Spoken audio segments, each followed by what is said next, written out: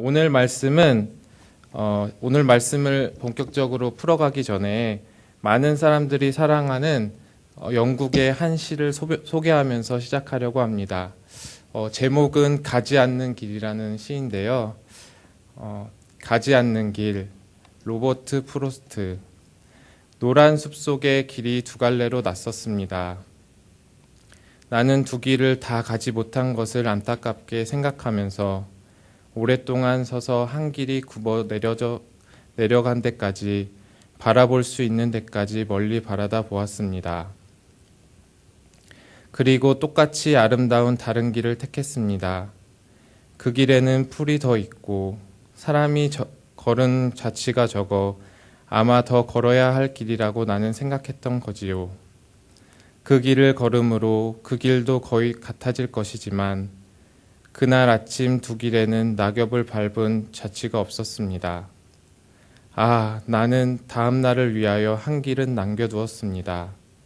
길은 길에 연하여 끝 없으므로 내가 다시 돌아올 것을 의심하면서 훗날에 나는 어디선가 한숨을 쉬면서 이야기할 것입니다. 숲속에 두 갈래 길이 있었다고, 나는 사람이 적게 간 길을 택하였다고, 그리고 그것 때문에 모든 것이 달라졌다고. 이러한 시인데요. 이 시처럼 사람은 누구나 두 길을 동시에 걸을 수 없죠. 한 길은 사람의 자취가 적은 길이고, 그리고 나머지 길은 상대적으로 사람들이 많이 다니는 길입니다. 하나의 길에 들어서면 다른 하나의 길은 포기해야 하기에 선택은 어려울 수밖에 없겠죠. 지금 우리는 어떤 길을 걸어가고 있을까요? 저는 오늘 세 가지의 길을 이야기하려고 합니다. 예수님의 길, 그리고 제자의 길, 우리가 걸어가야 할 길입니다. 먼저 예수님의 길입니다. 우리 32절을 함께 읽어보도록 하겠습니다. 예루살렘으로 올라가는 길에 예수께서 그들 앞에 서서 가시는데 그들이 놀라고 따르는 자들은 두려워하더라. 자기가 당한 일을 말씀하여 이르시되, 따뜻한 봄날이 되면 거리 곳곳이 활기를 띠는 것처럼 예수님 당시에 예루살렘으로 올라가는 길 또한 마찬가지였습니다. 6월절 시즌이 되면 각 지방에서 경건하다고 하는 그 모든 유대인들이 예루살렘으로 몰려들었습니다. 따라서 예루살렘으로 향하는 사람들은 예수님과 그를 따르는 무리만이 아니었을 거예요. 바리새인들도, 서기관들도, 헤롯 당원들도, 그리고 어제 보았던 큐티 본문의 부자 청년도 예루살렘 순례길에 올랐을 것입니다. 그러나 저자는 의도적으로 길 위에 있는 수많은 사람들 중에서 예수님과 함께하는 무리들로 시선을 한번 좁히시고, 그리고 다시 한번 예수님과 12명의 제자로 다시 한번 초점을 맞추십니다. 예수님께서 12제자에게 다른 이들과 구별되게 하시는 그런 가르침을 가르치고자 하시는 것이 있었기 때문입니다. 누가복음 9장은 예수님께서 승천하실 때가 가까이 옴을 알고 예수님께서 예루살렘으로 올라가기를 굳게 결심하였다, 이렇게 말을 합니다. 예루살렘으로 가는 것이 결코 쉬운 길이 아니라는 것을 예수님은 미리 알고 계셨지만 예수님은 그 길을 가셨습니다. 그분의 발걸음 안에 그분의 굳은 의지와 그리고 결심이 담겨 있는 것이지요. 예수님은 자기의 길을 걸어가시면서 제자들에게 예루살렘에서 자신이 겪게 될 일들을 말씀하십니다. 우리 33절에서 34절을 함께 읽어보도록 하겠습니다. 보라, 우리가 예루살렘에 올라가노니 인자가 대제사장들과 서기관들에게 넘겨지매 그들이 죽이기로 결의하고 이방인들에게 넘겨주겠고 그들은 능욕하며 침을 뱉으며 채찍질하고 죽일 것이나 그는 3일 만에 살아나리라 하시니라. 마지막 순환 예고는 이전보다 훨씬 더 자세하고 구체적으로 예수님의 고난에 대해서 묘사하고 있습니다. 예루살렘에서 예수님은 유대인과 그리고 이방인들 양쪽 모두에게 버림을 받을 것입니다. 먼저 유대인들인 대제사장들과 그리고 서기관들에게 넘겨질 것이고 그들은 예수님을 죽이기로 한 그 한 뜻으로 결의하여서 사형 집행권을 가진 그 로마인들에게 예수님을 넘겨줄 것입니다. 또한 이방인들로 인해서 예수님은 온갖 능욕과 침뱉음과 그리고 채찍질을 당하실 것이고 결국에는 죽임을 당하실 것입니다. 그리고 다시 3일 만에 살아날 것입니다. 겟세마네 언덕에서 내 잔을 옮겨주소서 간절히 간구했던 예수님께서 마셔야 했던 잔은 바로 저주와 심판의 잔이셨고 그분께서 받으셔야 했던 세례는 죽음이었습니다. 결국 예수님의 길은 십자가의 길이요 고난과 죽음의 길이셨습니다. 둘째는 세상의 길입니다. 예수님의 제자들은 예수님과 다른 길로 걸어가려고 합니다. 예수님은 자신의 고난과 죽음에 대해서 3번이나 가르치셨지만 제자들은 단 한 번도 제대로 깨닫지 못하고 알기를 두려워하였습니다.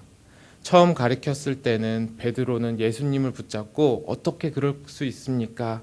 항변을 했고, 두 번째는 제자들끼리 서로 누가 큰지를 다투고 변론했습니다. 세 번째 말씀하시자 세베대의 아들인 야고보와 요한이 예수님께 나와서 말씀을 합니다. 35절에서 37절입니다. 함께 읽어보겠습니다. 선생님이여, 무엇이든지 우리가 구하는 바를 우리에게 하여 주기를 원하옵나이다. 주의 영광 중에서 우리를 하나는 주의 우편에 하나는 주의 좌편에 앉게 하여 주옵소서. 사실 야고보와 요한은 12 제자들 중에서 특별한 대우를 받았던 사람들입니다. 베드로와 야고보와 요한은 예수님께서 변화산에 올라가셨을 때 함께 동행하여서 주님의 영광을 함께 보았던 자들입니다. 또 그들은 겟세마네 동산에서 예수님께서 처절한 기도를 하실 때도 그와 함께 있던 자들입니다. 다른 제자들이 보지 못한 것을 보고 다른 제자들이 듣지 못한 것을 들었습니다. 그러나 예수님의 가장 가까운 위치에서 가르침을 받았던 야고보와 요한조차 하나님이 아닌 세상의 가치관에 사로잡혀 있습니다. 이들은 예수님께서 하신 그 길에 대해서 전혀 이해하지 못했습니다. 예수님의 메시아 되심에 대해서 오해하고 있는 것입니다. 아마 이들은 다른 의미에서 이번 예수님의 순례길이 매우 특별했다고 느꼈던 것 같습니다. 왕의 도시인 그 예루살렘에 올라서 다윗의 자손인 예수 그리스도가 왕위에 등극을 하고 그렇게 그것들을 꿈꾸고 있는 것이죠. 그래서 그들의 둘의 마음은 예루살렘에 가까우면 가까워질수록 조급해졌고 들떴고, 그래서 그들은 예수님 곁으로 다가가서 자신들을 왕의 좌우편에, 왕좌의 그 좌편에 우편에 앉혀달라고 요구했던 것입니다. 예수님께서 장차 얻으실 명예와 권세와 영광을 자신이 취하기를 원했던 것입니다. 고난 받으실 예수님을 전혀 생각하지 못한 채 오직 주님께서만 받으실 그 영광을 바라만 보고 있습니다. 오직 자신의 손에 쥐어질 그 영광을 바라봄으로써 잔과 세례를 너희가 받을 수 있겠냐는 그 예수님의 그 질문에 깊이 생각하지 못하고 저도 그것들을 받을 수 있습니다. 저도 그 고난의 잔을 마실 수 있고 세례도 받을 수 있습니다. 자신 있게 대답하였습니다. 사실 그 잔과 세례는 고난을 의미하는데 말이죠. 높아지려는 욕망에 사로잡힌 이는 야고보와 요한뿐만 아니라 다른 10명의 제자들 모두의 이야기였습니다. 나머지 제자들이 야고보와 요한에게 화를 낸 이유는 그들이 너무나도 그 2명이 세속적이었기 때문이 아니라 그 나머지 제자들 10명 또한 그들을 마음속에 품고 있는 욕망이 그들과 같았기 때문입니다. 야고보와 요한은 기회를 따라서 자신의 욕망을 표출하고 표현하는 사람들이었지만 나머지 제자들은 자기 안에 욕망을 품고 있던 사람들이었습니다. 자신의 욕망을 표현했는가, 그리고 표현하지 않고 마음속에 품고 있는가 차이이지 결국 똑같은 사람들이었습니다. 과연 우리는 이 세상의 가치들 속에서 자유로울 수 있을까요? 토마스 아켄피스는 말했습니다. 악은 계속해서 그대에게 높은 것과 영예를 추구하라고 요구하고 있다. 어쩌면 내가 받을 것에 집중하느라 예수 그리스도의 제자의 길이 무엇인지 생각하지 못하는 것은 아닐까요? 예수님을 따르는 길 위에 서 있지만 여전히 나의 욕망을 따라서 걸어가고 있는 것은 아닐까요? 우리는 예수님의 뒤를 따르면서 무엇을 추구하고 있습니까? 여전히 세상적인 방식으로 생각하고 여전히 세상적인 방법으로 행동하고 있는 것은 아닐까요? 요즘 저는 사역을 하면서 어떤 목회자가 되어야 할지, 그리고 제가 지금 바른 길을 가고 있는지에 대해서 고민을 하고 있었습니다. 그런데 하나님께서 저에게 최근에 깨닫게 하신 것은 제가 처음 신학교를 가야 할지에 대해서 고민할 때 응답으로 받았던 그 말씀 구절이 요한복음 21장이었는데요. 그 요한복음 21장을 다시 보게 하셨습니다. 요한복음 21장을 보면 베드로는 부활하신 예수님을 다시 만나게 됩니다. 그리고 예수님께서 너는 나를 사랑하느냐 3번 물어보시죠. 그리고 예수님, 저는 예수님을 사랑합니다 라고 대답하는 베드로에게 예수님께서는 자신의 양과 그리고 양을 치고 먹이라고 말씀하십니다. 제가 새롭게 보게 된 장면은 베드로가 그렇게 자신의 사명을 받는 그렇게 굉장히 중요하고 그렇게 소중한 그 장면에서조차 옆에 있는 요한을 바라보면서 그렇다면 저 사람은 어떻게 되겠습니까? 라고 묻는 것이었습니다. 부모와 같은 스승을 3차례나 버려버린 그런 그 부인한 그를 찾아오신 예수님께서 너는 이 사람들보다 너는 이것들보다 나를 더 사랑하느냐 이렇게 묻고 계신 그 순간에도 예수님께서 사명을 불어 넣으시고 베드로가 다시금 새로운 생명으로 다시금 삶을 살아갈 수 있게 하는 그 이유를 되찾아가고 있는 그 순간에도 베드로는 옆에 있는 사람을 바라보고 있었습니다. 하나님께서 저에게 깨닫게 하신 것이 바로 그 사람이 바로 너라는 것이었습니다. 야고보와 요한처럼 드러내놓지는 않았지만 너는 마음 가운데 욕망을 품고 살아가는 자라는 것입니다. 하나님의 사역을 하면서도 사람의 일들을 생각하고 끊임없이 다른 이들과 비교하면서 적어도 남들보다 더 대우받고 인정받기를 원하는 모습. 사역이나 사람들의 변화가 아니라 다른 사람들의 인정을 통해서 즐거움을 얻고 그리고 거기서 존재감을 찾아가는 저의 모습. 존경하는 목사님들을 떠올리면서 그들은 젊었을 때 내 나이 때는 어떠하셨지 하면서 저와 비교하는 나의 모습. 하나님의 일하심에 감동을 받으면서도 그럼 저는요 라고 외치는 저의 모습을 보게 하셨습니다. 저와 우리 안에는 이렇게 비교의식, 경쟁의식, 승리주의가 마치 세포와 같이 뿌리 깊숙하게 내리고 있습니다. 우리가 가지고 있는 소중한 은혜와 값진 하나님께서 주신 선물들도 다른 사람들과 비교할 때에 우리는 그것들을 스스로 빛을 잃어버리게 만듭니다. 우리 42절에서도 예수님은 말씀하십니다. 너희도 알거니와 이방 사람들의 통치자라는 사람들은 백성 위에 군림하고 그 고관들도 권력을 행사한다.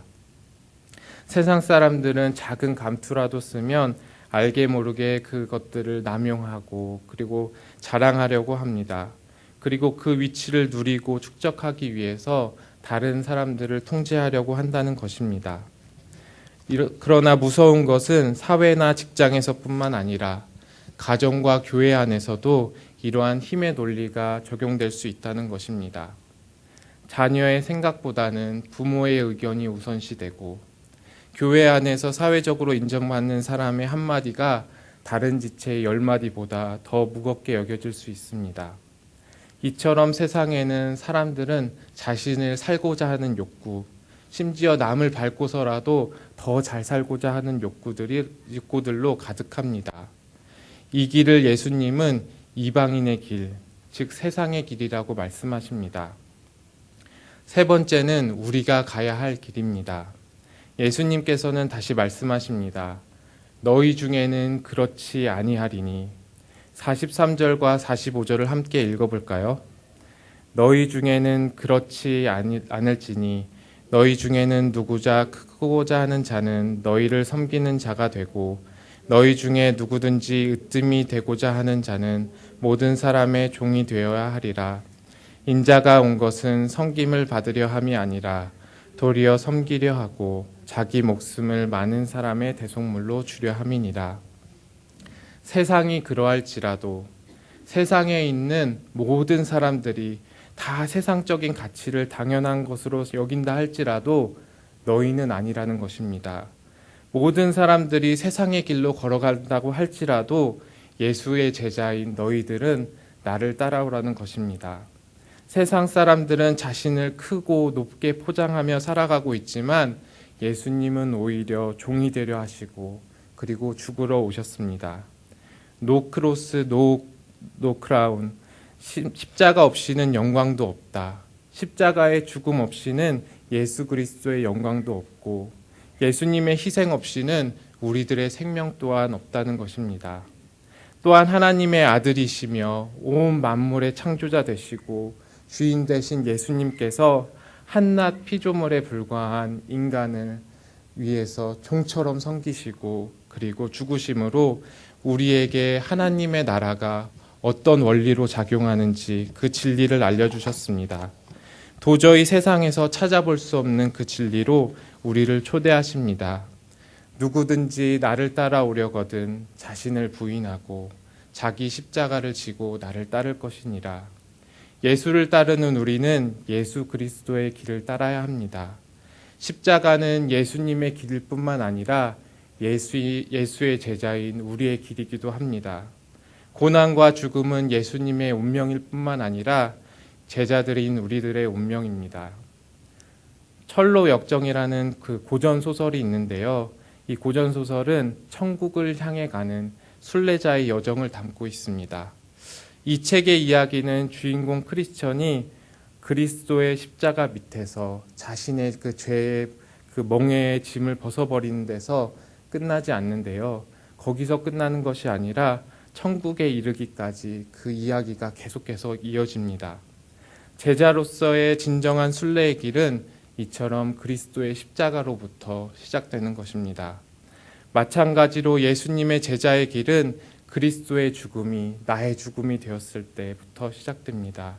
십자가 안에서 내가 죽고 그리스도가 살았을 때야만 진정한 제자의 길을 걷게 되는 것입니다. 예수께서 예루살렘에 올라가시면서 하나님의 나라에 대해서 제자들에게 가르치시고 그것들을 제자들이 배우고 습득하는 것처럼 우리도 이 땅에 임한 하나님의 나라를 살아가면서 성령의 인도하심으로 하나님 나라의 가치를 배우고 익혀갑니다. 이 땅은 성령님과 함께 하나님의 나라에 대해서 배우고 익히는 그런 학교이고 배움의 장인 것입니다. 그리고 마침내 끝날에 우리는 하나님의 나라에서 우리가 이 땅 가운데서 어렴풋이 배우고 경험했던, 익혔던 그 모든 것들이 온전하게 실현되는 것을 보게 될 것입니다. 예수 그리스도의 통치 안에 거하게 될 것입니다. 설교를 준비하면서 생각난 두 분이 계셨는데요. 그 두 분의 이야기를 들려드리려고 합니다. 첫 번째 분은 이제 얼마 전에 병원 전도를 갔다가 뵌 92살이 되신 할머님이셨습니다. 이 할머님은 그 황해도에서 태어나고 자라셨는데요. 17살이 되던 해에 이 할머니는 일본 정부로부터 그 위안부 그 통지서를 받게 되었습니다. 건 내용으로는 이 할머니에게 학교 교육을 더 시켜주겠다 이런 내용이었지만 그 내면에는 위안부 짐집서였던 것이죠. 부모는 사랑하는 딸을 위안부로 끌려가지 않게 하기 위해서 황급하게 이 딸을 시집 보낼 수밖에 없었습니다.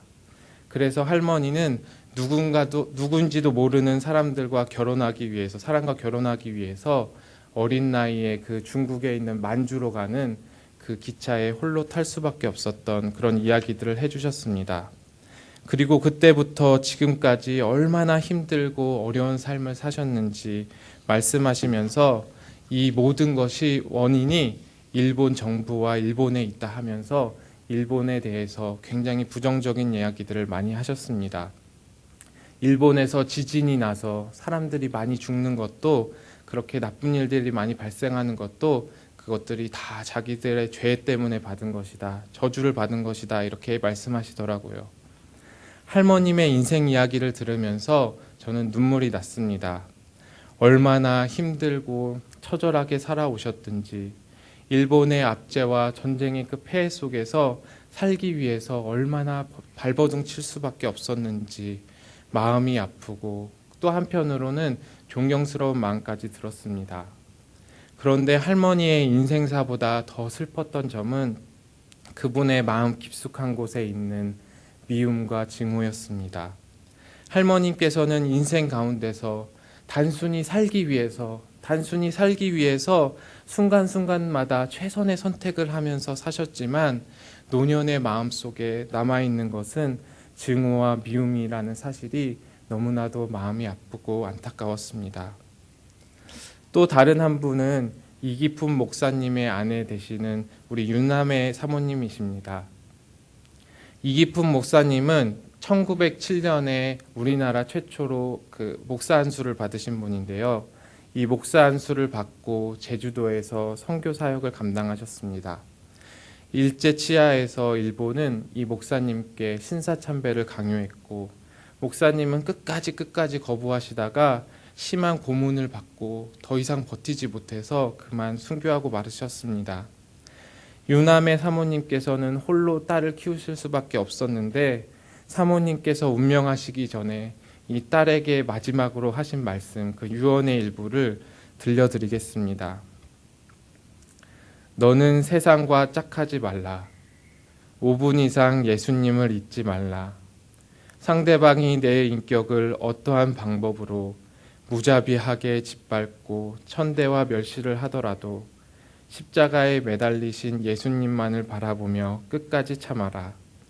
내가 세상을 떠난 후에 심판대에서 예수님께서 판가름해 주실 것이다. 그러므로 날마다 참으며 내가 내 자신을 죽여라. 내가 죽지 않았을 때 남을 미워하게 될 것이다. 남을 용서하지 못했을 때 예수님도 너를 용서하지 않을 것이다. 나를 제일 미워하는 사람을 용서할 수 있는 사람이 참 그리스도인이다. 일제에 의해서 잔혹하게 고문을 받고 순교한 남편을 떠나보내고 홀로 어린 딸을 키워야만 했던 그 사모님의 마지막 유언은 십자가에 매달리신 예수님을 바라보고 날마다 자신을 죽이면서 자신이 가장 미워하는 그 사람을 용서하라는 그 말씀이셨습니다. 두 분 모두 다 삶 가운데서 폭풍우와 같은 그런 절망과 고난을 겪으셨고, 각자의 최선을 다해서 치열하게 사셨지만 마지막 종착지는 달랐습니다. 너희는 그렇지 않으리니, 예수님의 말씀처럼 아마도 유남의 사모님께서는 끊임없이 예수님을 바라보고자 했고, 치열하게 그 삶 가운데서 자신을 부인하며 그분을 따르고자 했기 때문에 마지막 순간에 이러한 고백을 하셨을 수 있지 않을까라는 생각이 듭니다. 사랑하는 우리 성도 여러분, 예수님께서 예루살렘으로 향하는 그 예수님의 길에는 죽음이라는 목적이 있었습니다. 자신의 죽음으로 많은 사람들을 살리려는 처절하며 동시에 숭고하고 아름다운 자기의 희생이 그 안에 담겨 있었습니다. 그리고 예수님께서는 우리에게 말씀하십니다. 누구든지 나를 따라오려거든 자기를 부인하고 십자가를 지고 나를 따를 것이니라. 하나님의 나라는 이 세상과 완전히 다른 세상입니다. 이 땅에서 통용되던 자연스러운 가치들과 전제들이 더 이상 하나님의 나라에서는 적용되지 않습니다. 바리새인들도 헤롯 당원들도 부장 청년들도 자기 부인의 비밀이 무엇인지 알지 못했습니다. 죽음의 의미를 알지 못했습니다. 예수님의 길이 무엇인지 알지 못했던 것입니다. 그래서 부자 청년들과 같이 슬픈 기색을 띠고 근심하면서 각자의 길로 떠나버렸습니다. 하나님의 나라는 전혀 다른 가치가 있는 곳입니다. 어린아이와 같이 연약하고 손에 아무것도 들 수 없을 것 같은 그 작은 자라 할지라도 많은 것을 가지고 있는 한 사람과 동등하게 한 영혼으로 취급받는 나라입니다. 모든 이들이 자신을 다른 사람의 종처럼 낮추고 겸손하게 서로를 섬기는 나라입니다. 다른 사람을 위해서 헌신하고 자신의 것을 내어주는 것이 전혀 아깝지 않은 나라입니다. 왜냐하면 온 열방의 왕 되신 예수 그리스도께서 그렇게 자신을 낮추시고 그렇게 섬기시고 그렇게 사랑하시기 때문입니다. 오늘날 이 땅에서의 신앙 여정은 그런 하나님의 나라의 가치를 배우고 내 것으로 만드는 여정입니다. 죽음을 통과해서 참 생명으로 가는 길입니다. 여기 계시는 모든 성도님들이 예수 그리스도와 함께 평생 동행하시고 그 길의 끝에 서 계시는 부활하신 예수 그리스도의 영광을 바라보게 되시기를 예수님의 이름으로 축원하도록 하겠습니다. 우리 함께 이 시간 자리에서 일어나셔서 주가 보이신 생명의 길 함께 찬양하도록 하겠습니다.